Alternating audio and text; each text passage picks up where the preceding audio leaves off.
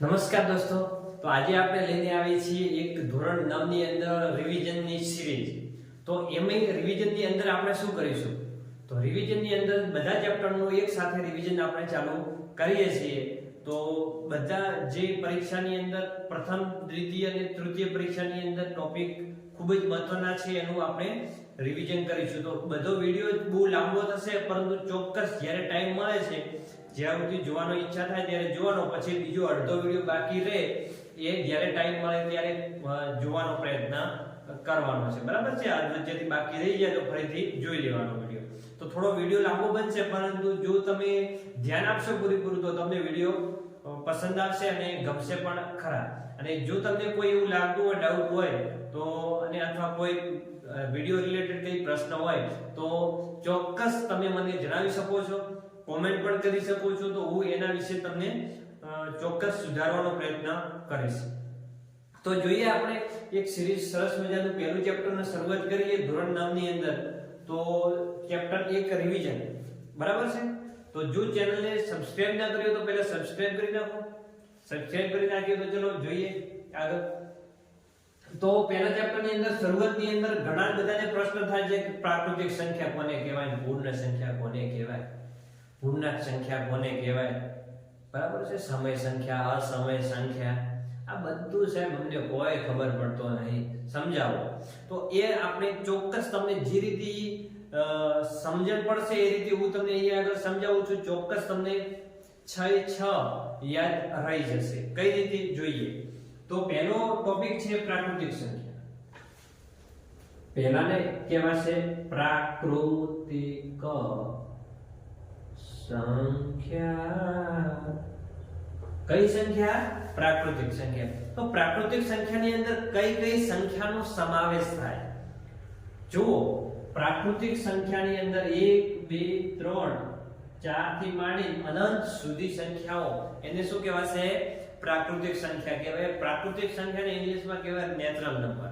એટલે એનો પહેલો અક્ષર n છે. એટલે પ્રાકૃતિક સંખ્યાને આપણે શાના વડે દર્શાવીશું? n વડે. શાના વડે દર્શાવીશું? n વડે. બરાબર છે? પ્રાકૃતિક સંખ્યાની અંદર 1 થી શરૂઆત થાય. 0 પ્રાકૃતિક સંખ્યાની અંદર આવશે નહીં. અહીંયા આગળ સૌથી નાની સંખ્યા કઈ છે દોસ્તો? સૌથી નાની સંખ્યા 1 જ છે. કઈ છે? 1. એક સંખ્યા એ ગુણાકાર અને ભાગાકાર માટે વિશિષ્ટ સંખ્યા છે. કેવી સંખ્યા છે? ગુણાકાર અને ભાગાકાર માટે વિશિષ્ટ સંખ્યા છે. એક અંગાત નીચે તમે ગુણાકાર કરશો તો એનો જવાબ એનો એ જ આવે છે. ગુણાકારમાં હોય તો ભાગાકારમાં, જ્યારે સરવાળા અને બાદબાકીમાં બદલાઈ જાય છે. હવે એક એ ગુણાકાર અને ભાગાકાર માટે વિશિષ્ટ સંખ્યા છે. તો પ્રાકૃતિક સંખ્યા કોને કહેવાય? ખ્યાલ આવી ગયો ને?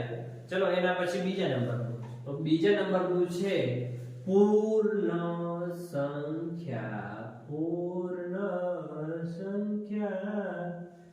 કઈ સંખ્યા? પૂર્ણ સંખ્યા. પૂર્ણ સંખ્યા કોને કહેવાય?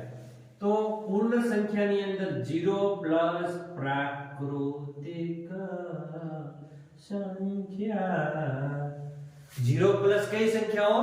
પ્રાકૃતિક સંખ્યાનો સમાવેશ શામાં થશે? પૂર્ણ સંખ્યાની અંદર સમાવેશ થાય. તો 0 તો મને ખબર છે. પ્રાકૃતિક સંખ્યા કઈ છે? પ્રાકૃતિક સંખ્યા 1, 2, 3 અનંત સુધી આ સંખ્યાને શું કહેવાશે? પ્રાકૃતિક સંખ્યા કહેવાશે. તો આ બધી સંખ્યાનો સમાવેશ થશે પૂર્ણ સંખ્યાની અંદર સમાવેશ થશે. પૂર્ણ સંખ્યા એટલે કે હોલ નંબર કહેવાય. એને w વડે દર્શાવે. બરાબર છે? આ ક્રમ હું તમને ચોક્કસ આખો યાદ રખાવીશ. પૂર્ણ સંખ્યા કોને કહેવાય? પ્રાકૃતિક બધી યાદ રહી જશે તમને. ખાસ ધ્યાન રાખજો. બરાબર છે? તો પૂર્ણ સંખ્યા, સૌથી નાની પૂર્ણ સંખ્યા, સૌથી નાની કઈ થશે? 0. કઈ થશે? 0. Very good. તો આ પૂર્ણ સંખ્યા એકદમ સહેલી છે સાહેબ. આ તો બહુ સહેલું છે. તો એકદમ આવડી જશે. ચલો, વેરી ગુડ. પૂર્ણ સંખ્યા પછી આવશે પૂર્ણાંક સંખ્યા. એટલે શું થાય સાહેબ? ચલો, પૂર્ણાંક સંખ્યા એટલે દોસ્તો એની અંદર ધન, ઋણ અને શૂન્ય આ બધી સંખ્યાનો સમાવેશ થાય એને શું કહેવાશે? પૂર્ણાંક સંખ્યા કહેવાય.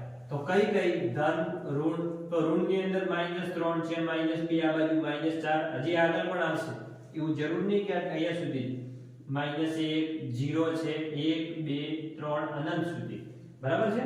અનંત સુધી આ સંખ્યાને શું કહેવાશે? પૂર્ણાંક સંખ્યા કહેવાશે. તો આ પૂર્ણાંક સંખ્યાને z વડે દર્શાવાશે. શાના વડે દર્શાવાશે? z વડે દર્શાવાશે. તમે અહીંયા આગળ એક વસ્તુનું ખાસ નોટિસ કરશો ને તો તમને ધ્યાનમાં આવશે કે આ બધી સંખ્યાએ આની અંદર સમાવેશ થાય અને આ બંને સંખ્યાનો સમાવેશ છે આની અંદર થાય છે ને. એટલે પ્રાકૃતિક સંખ્યા, પૂર્ણ સંખ્યા, પૂર્ણાંક સંખ્યા. બરાબર છે? 3 તો તમને યાદ રહી જ ગઈ હશે. આની અંદર કોઈને કઈ પ્રશ્ન હશે નહીં. એના પછી ચોથી પૂર્ણાંક સંખ્યા પછી સમય સંખ્યા. સમયની વાત છે. કઈ સંખ્યા? સમય સંખ્યા. તો સમય સંખ્યાની અંદર કોનો સમાવેશ થાય? જુઓ, સમય સંખ્યાની અંદર p બરાબર q હોવા જોઈએ નહીં. બરાબર છે? p not equal to q એટલે p બરાબર q ન હોવા જોઈએ સમય સંખ્યાની અંદર. એટલે કે p ભાગ્યા q સ્વરૂપે આપણને જોવા મળે તો એ બધી કહેવાશે સમય સંખ્યા. સમય p અને નીચે ભાગાકારમાં q. કેવી સંખ્યાઓ જોઈએ તો એની અંદર બધી ઋણ પણ આવી ગઈ, ધન પણ આવી ગઈ. બરાબર છે? 4 પંચમાંશ છે, પછી 0.23 છે. સાહેબ આને પણ સમય સંખ્યા કહેવાય? હા કહેવાય ને, કેમ ના કહેવાય? 0.23 એને આપણે પૂર્ણાંક સંખ્યાની અંદર અહીંયા આગળ લાવવાનો પ્રયત્ન કરીએ તો શું થશે? આને 2 મિનિટ જતા રહે અહીંયાથી કાઢવા હોય તો નીચે ભાગાકારમાં કેટલા કરવા પડે? 1 અને 2 એટલે 100. તો આ તો સમય સંખ્યા છે જ ને, છે? એટલે આ પણ સમય સંખ્યા કહેવાશે. બરાબર છે? તો સમય સંખ્યા એને આપણે q વડે દર્શાવીશું. શાના વડે દર્શાવીશું? q વડે દર્શાવીશું. ચલો આ થઈ ગઈ સમય સંખ્યા. આટલું સહેલું? હા સહેલું છે. બરાબર? ચલો પાંચમું અસમય સંખ્યા. જેનો સમય ના હોય, કોકનો સમય ખરાબ હોય, કોકનો સમય સારો પણ ચાલતો હોય. અસમય સંખ્યા એટલે કે સમય સંખ્યા ન હોય તેને શું કહેવાશે દોસ્તો? અસમય સંખ્યા કહેવાય. કઈ સંખ્યા કહેવાશે? અસમય સંખ્યા. તો અસમય સંખ્યાની અંદર સાહેબ આવે છે કઈ? એ તો એની અંદર વર્ગમૂળમાં 3, વર્ગમૂળમાં 7, વર્ગમૂળમાં 11 ઘણી બધી આવી સંખ્યાઓ જેનું વર્ગમૂળ નીકળતું ના હોય. ખાસ ધ્યાન રાખજો સાહેબ, વર્ગમૂળમાં 25 ના, આ અસમય સંખ્યા નથી. વર્ગમૂળમાં 25 નું તો વર્ગમૂળ નીકળે કેટલું? નીકળે 5. બરાબર છે? જેનું વર્ગમૂળ ના નીકળે એ શામાં આવશે? અસમય સંખ્યાની અંદર આવશે. એક બીજું ખાસ આ પણ જાણવા જેવું છે તમારે. આપણે ઘણીવાર પાઈ અને 22 સતમાંશનો ઉપયોગ કરીએ. પાઈ ની કિંમત આપણે લઈએ છીએ 3.14 ઘણીવાર, છે કે નહીં? ઘણીવાર એવું કીધું હોય કે જો કીધું હોય તો 22 સતમાંશ લેવા અથવા 3.14 લેવા પરીક્ષાની અંદર. બરાબર છે? એવું ઉપર હેડિંગમાં લખેલું હોય છે કે પાઈ બરાબર આટલા લેવા. ના આપેલા હોય તો 22 સતમાંશ લઈ લેવા.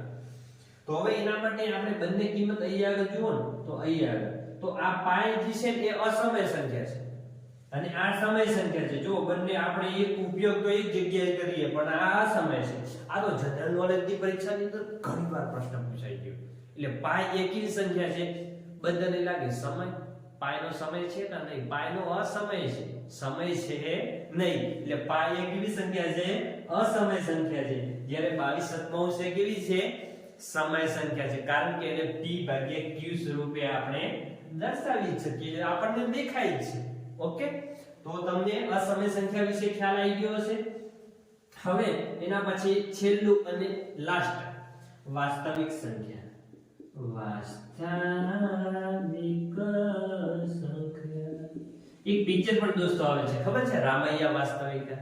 હા, મેં એ પિક્ચર જોયું છે. બરાબર છે? એટલે આ વાસ્તવિક સંખ્યા આપણને યાદ રહેશે. જો વાસ્તવિક સંખ્યાને આ અસમય સંખ્યાને કોઈ નિશાની દર્શાવવા માટે અહીંયા આગળ આપણને આપેલી નથી, એટલે આપણે એને કોઈ દર્શાવતા નથી એનો એકમ શું થાય છે, બરાબર. પણ વાસ્તવિક સંખ્યા એટલે કે રિયલ નંબર એને આપણે r વડે દર્શાવીશું. વાસ્તવિક સંખ્યા તો આ બધી ઉપરની સંખ્યા જેટલી પણ આવેલી છે ને બધી વાસ્તવિક સંખ્યાની અંદર આવી ગઈ. કઈ કઈ? પ્રાકૃતિક સંખ્યા, પૂર્ણ સંખ્યા, પૂર્ણાંક સંખ્યા, સમય સંખ્યા, અસમય સંખ્યા, આ બધાનો સમાવેશ શામાં થાય છે? વાસ્તવિક એટલે કે વાસ્તવમાં હાજર છે, હાજરા હજુર, એ બધી સંખ્યાઓ વાસ્તવિક સંખ્યાની અંદર આવશે. પૂર્ણ, પૂર્ણાંક, પ્રાકૃતિક, સમય જેનો સમય નથી એ અસમય, આ બધી સંખ્યાનો સમાવેશ થશે વાસ્તવિક સંખ્યાની અંદર સમાવેશ થાય છે. તો આ હતો આપણો ટોપિક. હવે આની અંદર તમારે યાદગીરી રાખવાનું શોર્ટ ટ્રિક તો સાહેબ કહેતા જાઓ. ચલો એના માટે તમારે યાદ રાખવાનું NWZQR, NWZQR યાદ રાખવું જ પડશે. NWZQR અને સહેલું છે, યાદ પણ રહી જશે. તો NWZQR કઈ રીતે? તો અહીંયા આગળ તમારે ખાસ યાદ રાખવાનું n ની બધી સંખ્યા w ની અંદર સમાવેશ થાય છે. આપણે જોયું કે w ની અંદર n વાળી બધી સંખ્યા આવી જાય છે.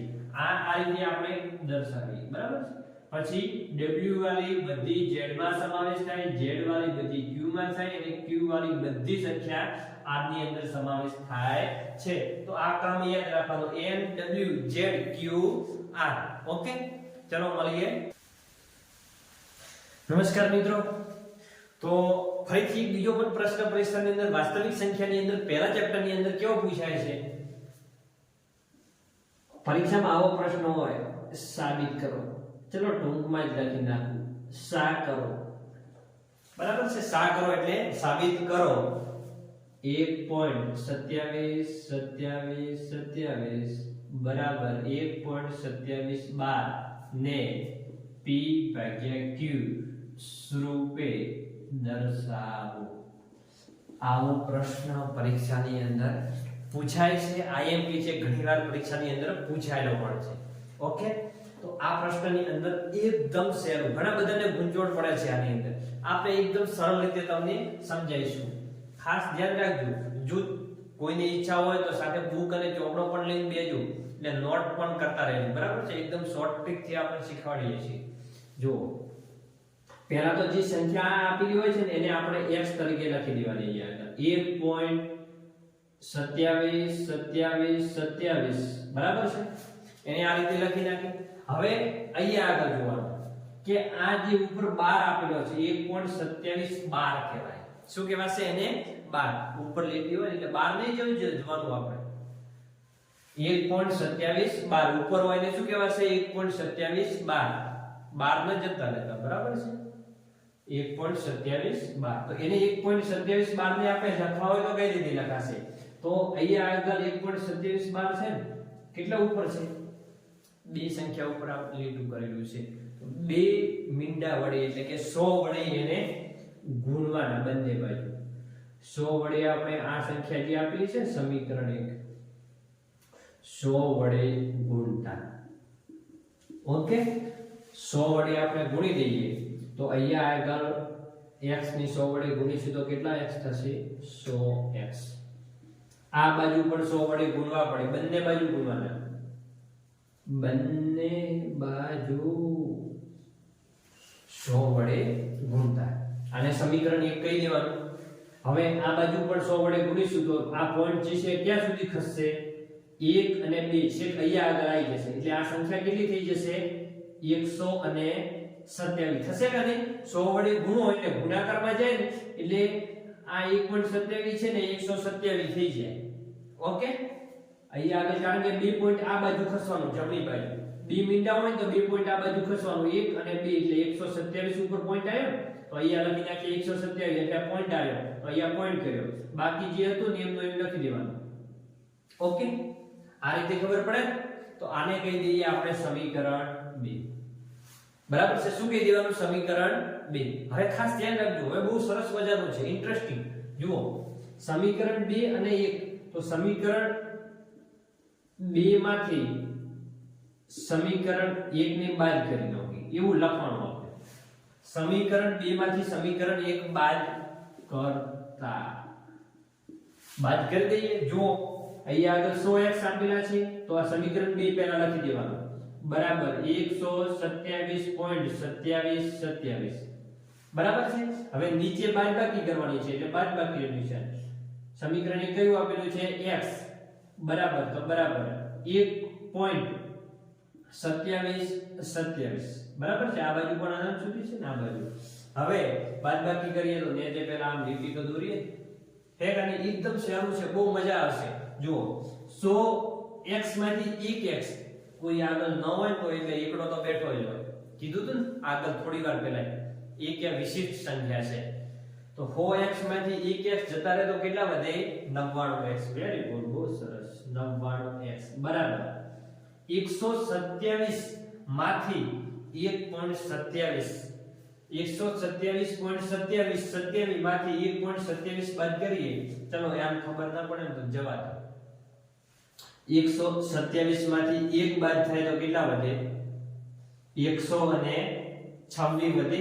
હવે 7 માંથી 0 7 માંથી 7 જાય તો 0, 2 માંથી 2 જાય તો 0, 7 માંથી 7 જાય તો 0, 2 માંથી 2 જાય તો 0. આના પાછળ તો બધા પોઈન્ટ પછી તો 0 0 આવે છે. આ તો 0 તો ના રાખીએ તોય ચાલે. તો કેટલા વધ્યા 126. ખાસ ધ્યાન રાખજો, બહુ મજા આવશે. આની અંદર તમને ખબર પડવો જોઈએ આ બંને એક જેવું છે, માઈનસ માઈનસ માં 0 થઈ જાય. 127 માંથી 1 જાય એટલે 126. Very good.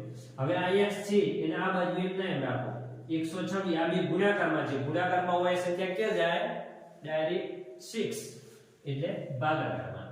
તો આ આવી ગયો આપણો જવાબ બરાબર છે. હવે આની અંદર ભાગ પડતા હોય તો પાડવાના, ના પડતા હોય કે હવે નથી પાડવાના એમ ના એમ રાખવા છે તો આપણે p ભાગ્યા q સ્વરૂપે તો આવી ગયા છે. ઓકે, આ આપણો થઈ ગયો જવાબ. પૂરા માર્ક્સ આપણને મળી જાય છે બરાબર. બહુ મસ્ત દાખલો અને IMP છે.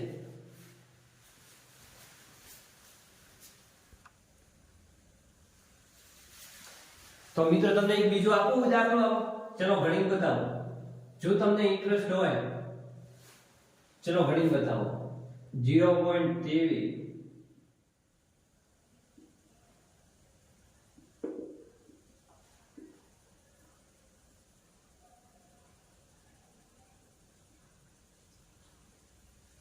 ને p ભાગ્યા q સ્વરૂપે દર્શાવો. ચલો આ ગણીને બતાવો. હું એક જ દાખલો ગણાવું છું, બીજી બધા દાખલા ગણાવતો નથી બરાબર છે. આ રીત તમને આવડી જાય.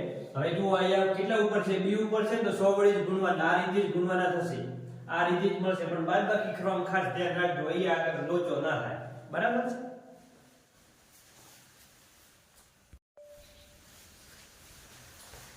મિત્રો તો દશાંશ અભિવ્યક્તિ દશાંશ અભિવ્યક્તિ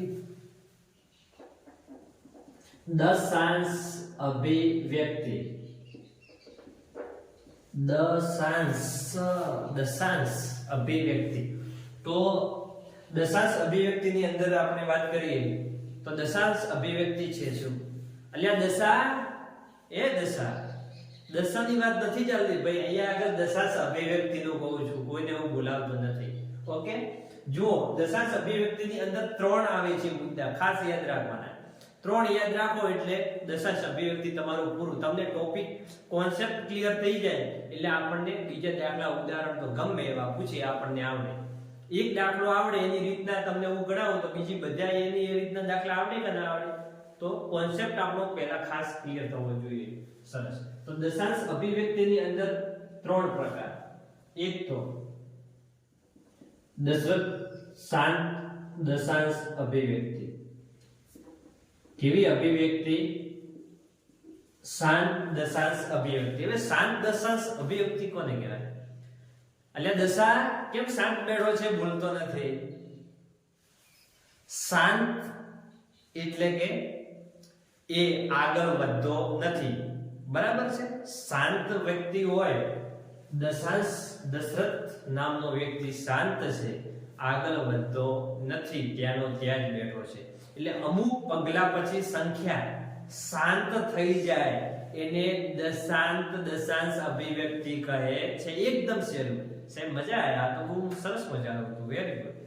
જુઓ શાંત દશાંશ અભિવ્યક્તિની હું વાત કરું તો 7/8 ઓકે 7/8 એની અંદર ભાગાકાર આપણે કરીએ તો શું થશે જુઓ 7/8 થાય છે ભાગાકાર પોઈન્ટ ની અંદર જવાબ મળશે અહીંયા આગળ એક પોઈન્ટ મૂકવો પડે તો અહીંયા આગળ 70 8 નો ઘડિયો 70 સુધી બોલો તો 8 7 8 56 7 9 8 7 8 56 અને 8 8 64 બરાબર છે 8 8 કેટલા થશે 64 કેટલા વધ્યા 6 70 માંથી 64 જાય તો 6 ભાગ ચાલે છે ભાગ ચાલતો નથી તો અહીંયા આગળ આપણે મૂકીએ 1 બિંદુ બરાબર છે તો 1 બિંદુ મૂકીએ તો 8 સીધું કેટલા થશે 56 કેટલા વધ્યા 4 40 8 પંચો કેટલા થશે 40 હવે અહીંયા આગળ 0 થઈ ગયો એટલે કે શેષ જેની 0 વધે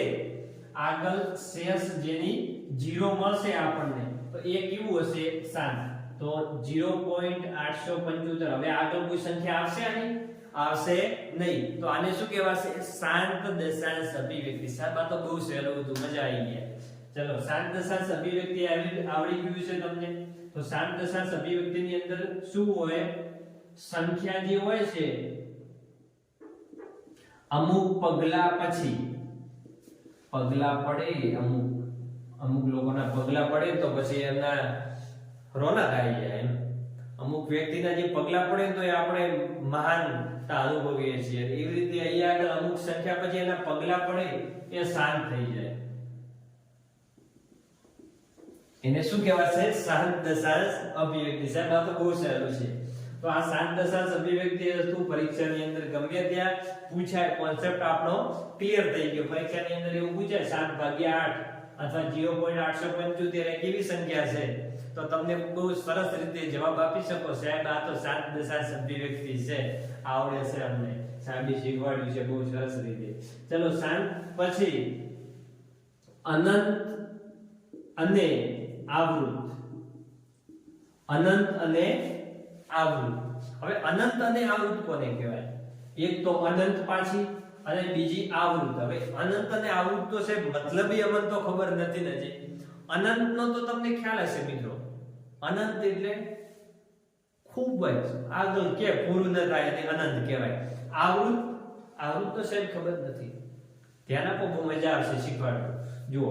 1.27 આમ ટપકા કરો છો આપણે આગળ એક ઉદાહરણ હમણાં લીધું હતું 1.27 આમ કરી લીધું તો આ ઉદાહરણ જે આપેલું છે પરીક્ષાની અંદર આ પૂછાય કે આ કેવી સંખ્યા છે કેવી દશાંશ અભિવ્યક્તિ છે તો તમે જવાબ આપી શકો અનંત અને આવૃત છે પણ આવૃત એટલે શું આવૃત એટલે કે આ 27 આખો દિવસ આ વાવ કરશે અહીંયા આગળ આમ 27 આ વાવ કરે અનંત સુધી 27 બરાબર છે આમ બીજી કોઈ સંખ્યા 4 4 હોય તો 4 4 4 4 4 એમાં આ વાવ કરે એને આવૃત કહેવાય બહુ સિમ્પલ છે ને બહુ સહેલું છે તો આને શું કહેવાશે અનંત અને આવૃત દશાંશ અભિવ્યક્તિ પરીક્ષાની અંદર પૂછાય કે 1.27 બાર એ કેવી સંખ્યા છે તો તમે ફટથી જવાબ આપી દો સાહેબ આ તો અમને આવડે જ છે અનંત અને આવૃત છે એક અનંત સુધી છે અને આવ કરે છે 1.27 બાર એના પછી અનંત તો હશે જ પણ અનાવૃત ભલે સાહેબ તમે કોઈ નવું લાયા ખરી અનંત અને અનાવૃત એટલે જો અનંત તો મતલબ ખબર પડી ગયો પણ અનાવૃત છે તો અનાવૃત ની અંદર જે બધી અસમય સંખ્યા છે ને અસમય સંખ્યા એ બધી અનાવૃત કહેવાશે બરાબર છે પાઈ એ અસમય સંખ્યા છે પાઈ ની કિંમત તમે જાણો છો 3.14 15 7 આ રીતે ખૂબ લાંબી સંખ્યા આપેલી છે અનંત સુધી છે પાઈ ની કિંમત પૂરી થતી નથી અસમય સંખ્યા છેક અનંત સુધી લંબાયેલી હોય બધી સંખ્યાઓ એનો અંત હોતો નથી એટલે કે શેષ છેલ્લે 0 મળતી નથી તો એ બધી કેવી કહેવાશે અનંત અને અનાવૃત વર્ગમૂળમાં 7 આ પણ અનંત અને અનાવૃત બરાબર છે આવો કોઈ પણ પરીક્ષાની અંદર પ્રશ્ન હોય તો ફટાક દઈને જવાબ આપી દેવાનો કે સાહેબ આ તો અમને ખબર છે અનંત અને અનાવૃત છે અસમય સંખ્યા છે અસમય સંખ્યા હમણાં જ આપણે આગળ ભણી ચૂક્યા છીએ છે વેરી ગુડ તો આ દશાંશ અભિવ્યક્તિ જે 3 હતી 3 યાદ રહી જાય એવી છે બહુ સહેલી છે મજા આવ્યા હશે. ચલો મળીએ નેક્સ્ટ વિડીયોમાં.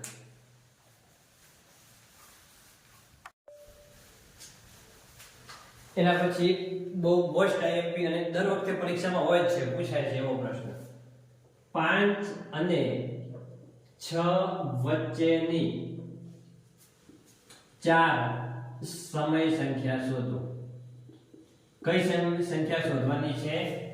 4 સમય સંખ્યા શોધો. આવો પ્રશ્ન પરીક્ષાની અંદર પૂછાય એટલે મોટે ચડી જઈએ, આ મારા બેટું આપણને તો આવડતું નહીં છે. આ તો ઘણી રીતે આપણે મેળવી શકીએ, એકદમ ઈઝી. જેને કશું ના આવડતું એને આ તો આવડે છે. કઈ રીતે?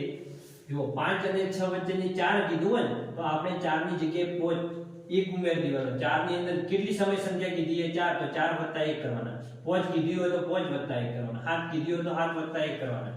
તો 4 + 4 કીધી છે ને તો 4 + 1 બરાબર કેટલા થાય? 5. તો અહીંયા આગળ લખી દેવાના 5 અને 5 વડે ગુણી નાખવાના. જે આપ્યા છે ને એને અને 5 વડે ભાગી દેવાના. તો પાયો પાયો કેટલા થશે? 25. ભાગ્ય કેટલા થશે? 5. પછી 6, તો 6 આપેલા છે તો 6 ને પણ જે આ મળે ને એના વડે ગુણી નાખો અને ભાગી નાખો. તો 6 પંચો કેટલા થશે? 30. 30 ભાગ્યા 5. હવે આ 25 ભાગ્યા 5 અને 30 ભાગ્યા 5 આની વચ્ચેની સંખ્યા લખવાની. તો 25 ભાગ્યા 5, તો એક બીજી કી આવે? 26 ભાગ્યા 5, 27 ભાગ્યા 5, 28 ભાગ્યા 5, 29 ભાગ્યા 5 અને આ 30 ભાગ્યા 5. તો આ બે વચ્ચેની સંખ્યાઓ જુઓ, 4 કીધી હતી તો 4 મળી ગઈ. 1 2 3 અને 4. એકદમ સહેલું છે, સિમ્પલ છે. તો આ 4 સમય સંખ્યા શોધવાનું પૂછાય, 5 પૂછાય, ગમે એટલે પૂછાય, આપણને હવે આવડી જાય. બરાબર છે. પછી આની બીજી પણ રીતો છે, એ રીતે પણ આપણે ગણી શકીએ. બીજા ઘણી બધી રીતો શોધે છે, પરંતુ આપણે આ રીત યાદ રાખીશું. બીજું હું તમને અહીંયા આગળ શીખવાડતો નહીં, બધી આર્ટિકુટીમાં તમારે પડવું હાલમાં નથી. ને જો મિત્રો એના પછી ઘાતાંકના નિયમ. ઘાતાંકના નિયમ. હવે ઘાતાંકના નિયમની અંદર એટલે કે જે આપણે ઘાત હોય છે ને ઉપર, કોઈ દાખલા તરીકે 2 નો ઘન છે, 2 નો વર્ગ છે, ભાગાકારમાં 2 ની 3 ઘાત છે, અથવા 2 ની ખાલી 2 ની 1 ઘાત આપેલી હોય, તો આ કઈ રીતે આપણે એની બાદબાકી કરવી હોય, ગુણાકાર કઈ રીતે થાય, ભાગાકાર કઈ રીતે થાય, તો એ સમજવું ખૂબ જ જરૂરી છે. આ તો આપણે વારે ઘડીએ સાયન્સ ભણીએ, ગણિત ભણીએ તો વારે ઘડીએ આનો ખૂબ જ ઉપયોગ થાય. બરાબર છે. તો હવે તું અહીંયા આગળ હું તમને એક સમજાવું. દાખલા તરીકે હું તમને વાત કરું, અહીંયા આગળ કોઈ સંખ્યા આપેલી છે 2 ની m ઘાત અને ભાગાકારમાં આપેલી છે 2 ની n ઘાત. ઓકે. તો હવે બંને સંખ્યા નીચે એક જેવી હોય તો આનું શું થશે? આ ઉપર જશે ને એટલે 2 માઈનસ n થશે. ભાગાકારમાં હોય તો ઉપર જાય તો શું થઈ જાય? ઘાત માઈનસ થઈ જાય. 2 ખાલી એમના એમ લખવાના, 2 અહીંયા આગળ પછી ગુણાકારમાં બીજે લખવાના થતા નથી. બરાબર છે. એના પછી બીજી કોઈ સંખ્યા હોય, દાખલા તરીકે હું તમને કહું 2 અને કોઈ સંખ્યા બીજી આપેલી હોય 2 ની m ઘાત અને 3 ની m ઘાત આપેલી હોય. બરાબર. તો હવે આપણે આમાં શું કરીએ? તો આ બે સંખ્યા જે આપેલી છે ને એનો ગુણાકાર કરવાનો અને કૌંસ બહાર એક વખત લખાય. જુદી જુદી સંખ્યા હોય તો બહાર એક વખત જ આપણે અહીંયા એમ લખી શકીએ. અને પછી બાદબાકી કરવા જઈએ તો બાદબાકી તો થાય નહીં, m - m કરવા જાવ તો કઈ મેળ પડે નહીં. તો આ બીજો નિયમ ખાસ યાદ રાખજો. પછી ત્રીજો કે દાખલા તરીકે m આપેલું હોય 2 m ભાગ્યા n, તો આનો મતલબ શું થાય? તો આનો મતલબ એ રીતે થાય, જે આ નીચે ભાગાકારમાં આપેલા છે ને એ વર્ગમૂળમાં જતા રહે. ક્યાં જતા રહેશે? વર્ગમૂળમાં. m જે છે એ એની ઘાત શરૂ કરે છે. ઓકે. એટલે કે અહીંયા આગળ n આવતા રહેશે. તો આ નિયમ છે 2 ની m ઘાત * n. તો આમાં શું થશે? 2 બંનેનો ગુણાકાર શું થાય? ગુણાકાર થાય. એના પછી 5 દાખલા તરીકે 2 2n ઘાત. આમ આપેલું હોય તો 2 અને -n ઘાત થાય ઉપર. બરાબર છે. હવે એક બીજું પણ આ સરસ મજાનો પ્રશ્ન છે. આવો પ્રશ્ન ઘણીવાર પૂછાય છે. 2 ની 0 ઘાત બરાબર જવાબ શું આવે? 1 થાય. 3 ની 0 ઘાત બરાબર કેટલા થાય? તો પણ 1 થાય. બરાબર છે. 100 ની 0 ઘાત બરાબર કેટલા થાય? 1 જ થાય. પરંતુ તમને એવું કહેવામાં આવે કે 2 ની 1 ઘાત તો કેટલા થશે? 2 થશે. 4 ની 1 ઘાત તો કેટલા થશે? 4. તો આ નિયમ ઘાતાંકના નિયમ કહેવાય છે, યાદ રાખજો મિત્રો.